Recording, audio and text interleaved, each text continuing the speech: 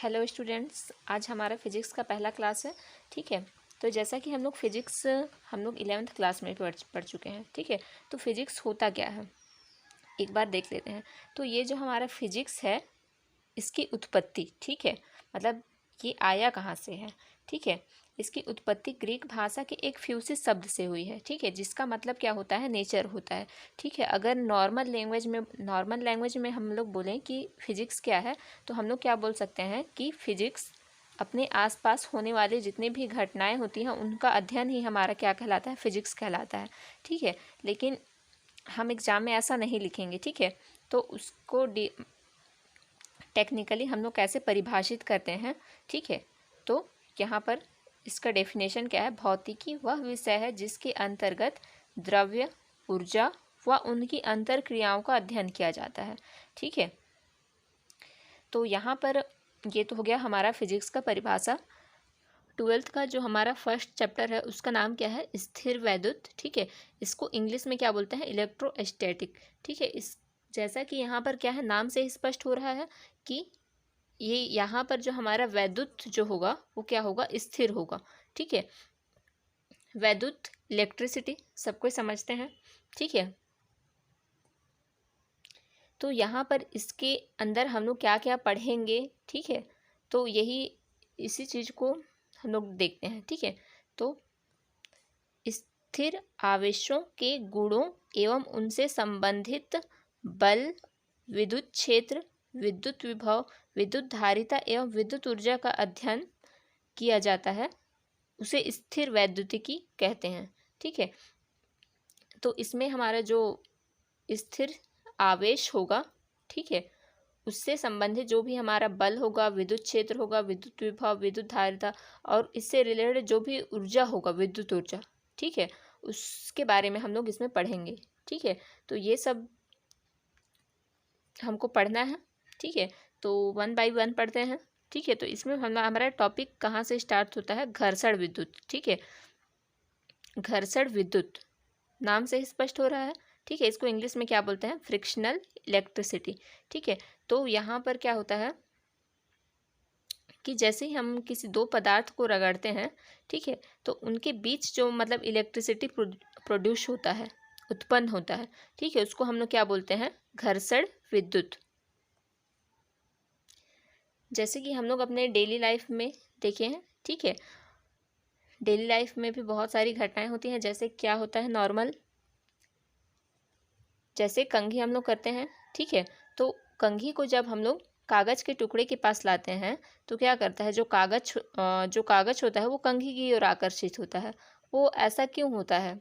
ठीक है, इसका रीज़न ये है कि जब हम लोग कंघी को रगड़ते हैं तो ठीक है, तो उसमें क्या होता है, जो हमारा कागज़ होता है, ठीक है, उसके जस्ट अपोजिट में एक चार्ज उत्पन्न होता है। ठीक है, जिसके कारण वो इसको क्या करता है, अट्रैक्ट करता है या फिर आकर्षित करता है।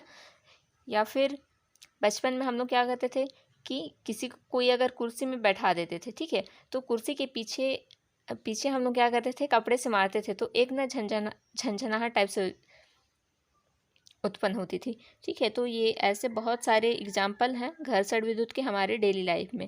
ठीक है, तो ये इतना ही, बाकी बुक से प्रिफर कर लेना, बहुत सारे एग्जाम्पल दिया हुआ है। ठीक है,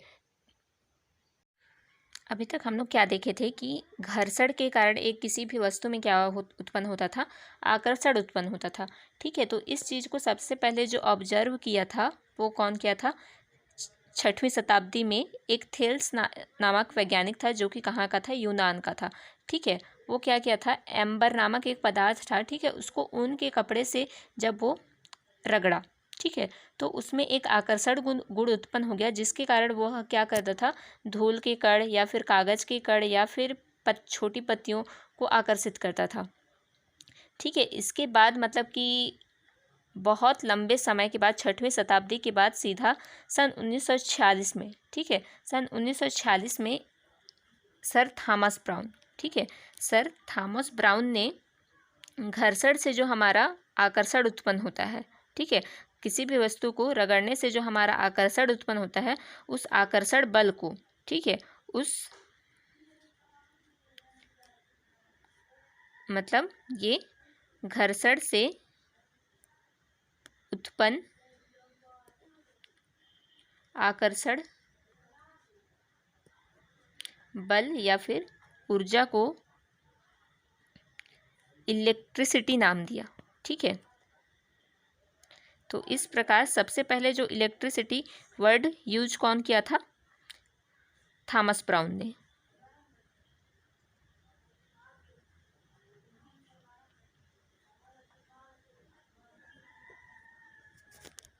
इसके बाद क्या होता है, जो हमारा इलेक्ट्रिसिटी है, ठीक है, इलेक्ट्रिसिटी है, इस शब्द की उत्पत्ति कहाँ से हुई? तो इलेक्ट्रिसिटी जो हमारा शब्द था, इसकी उत्पत्ति कहाँ से हुई है? एम्बर से हुई है। ठीक है, एम्बर को ग्रीक में क्या बोलते हैं? इलेक्ट्रम। ठीक है, एम्बर को ग्रीक में, ठीक है, ग्रीक में इलेक्ट्रम कहते हैं। ठीक है, और इसके कारण ही जो हमारा इलेक्ट्रिसिटी, मतलब कि जो हमारा इलेक्ट्रिसिटी शब्द आया है वो इलेक्ट्रम से ही बना है। ठीक है,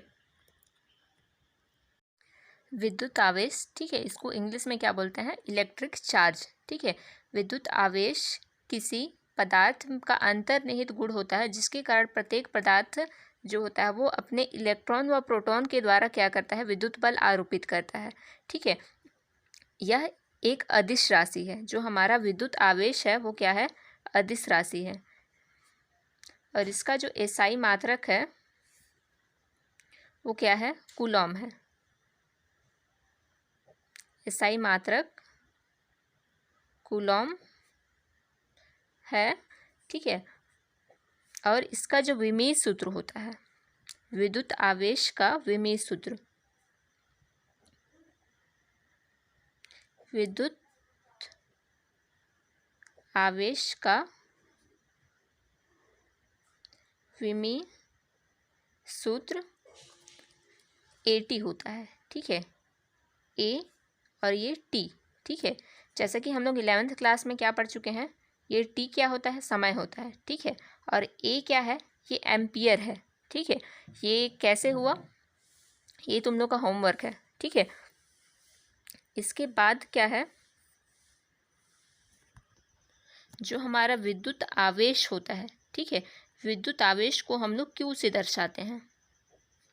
विद्युत आवेश को Q से दर्शाते हैं। ठीक है, ये तो हमारा हो गया विद्युत आवेश। ठीक है, उसके बाद हम लोग क्या देखते हैं कि ये विद्युत आवेश कितने प्रकार के होते हैं और उसको हम लोग क्या क्या बोलते हैं। ठीक है, तो इसको समझने के लिए हम लोग क्या करते हैं? एक एक्सपेरिमेंट करते हैं। ठीक है, तो हमारा पहला प्रयोग क्या है कि इसमें हम लोग क्या करते हैं? एक कांच की छड़ लेते हैं। ठीक है, इसको अब कांच की छड़ को हम लोग क्या करते हैं? ऊन के कपड़े से रगड़ते हैं। ठीक है, फिर उसको रेशम के धागे से लटका देते हैं। ठीक है, ये पहला वाला हो गया। ठीक है, फिर दूसरा वाला जो हमारा कांच की छड़ है उसको हम लोग क्या करते हैं? उसको भी हम लोग क्या करते हैं? रेशम के कपड़े से रगड़ते हैं। ठीक है, और रेशम के धागे से इस प्रकार से लटका देते हैं। ठीक है, तो हम दोनों को इस प्रकार पास पास में लटका देते हैं। तो हम क्या देखते हैं कि ये जो हमारा दोनों कांच के छड़ हैं वो एक दूसरे को प्रतिकर्षित कर रहे हैं। ठीक है, और दोनों में जो हमारा आवेश उत्पन्न हो रहा है वो क्या उत्पन्न हो रहा है? धनावेश उत्पन्न हो रहा है। ठीक है, इसके बाद हमारा जो अगला प्रयोग है, ठीक है, प्रयोग 2, इसमें हम लोग क्या करेंगे?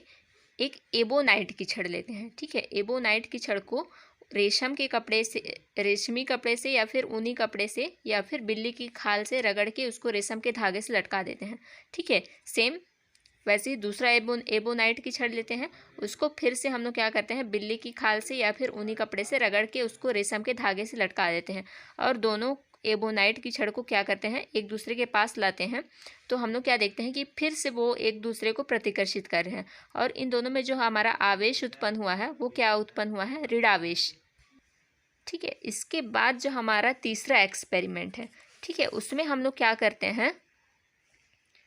एक कांच की छड़ लेते हैं। ठीक है, ये हमारा क्या है? कांच की छड़ है। ठीक है, और ये हमारा क्या है? एबोनाइट। तो इसको हम लोग क्या करते हैं?